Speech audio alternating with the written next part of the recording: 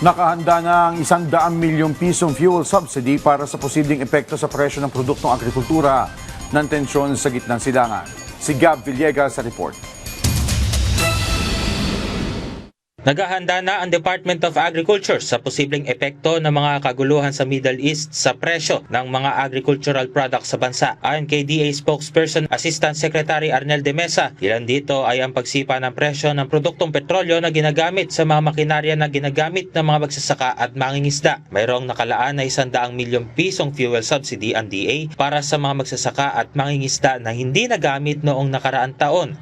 Nakapaloob naman sa Memorandum Circular No. 35 at Memorandum Circular No. 42 na inilabas noong nakaraang taon ang mga panuntunan sa pamamahagi ng fuel subsidy sa mga magsasaka at mangingisda. Sa ilalim ng programa, dapat nakalista ang pangalan ng benepisyaryong magsasaka at mangingisda sa Registry System for Basic Sector in Agriculture o RSBSA at dapat ay mayroon silang makinarya na kanilang nirenta para sa mga magsasaka o may bangka na hindi hihigit sa 3 gross tonnage at ang kanilang mga ginagamit na fishing gear ay alinsunod sa Philippine Fisheries Code of 1998 para sa mga mangingisda. Ang mga magsasaka ay maaaring makatanggap ng 5,000 piso habang 3,000 piso naman ang pwede matanggap ng mga mangingisda. Pag naubos itong 100 million, yung 50 million para sa farmers and 50 million para sa fishers, meron pang 50 million na pwede pa kaming ma-access, tag 25 million uli yung mga farmers and fishers natin.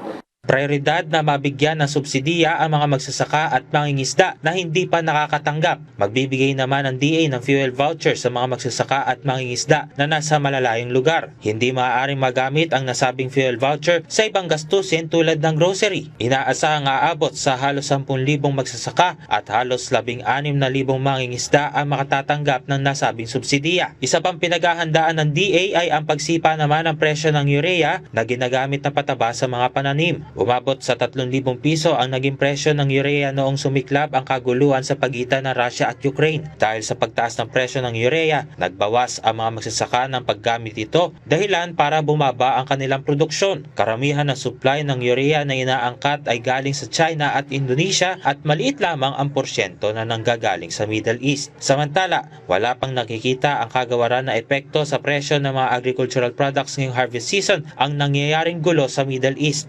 Pag March, April, karamihan ng ating consumption manggagaling sa local production natin. And it will last until yung susunod na lean months ng August to September.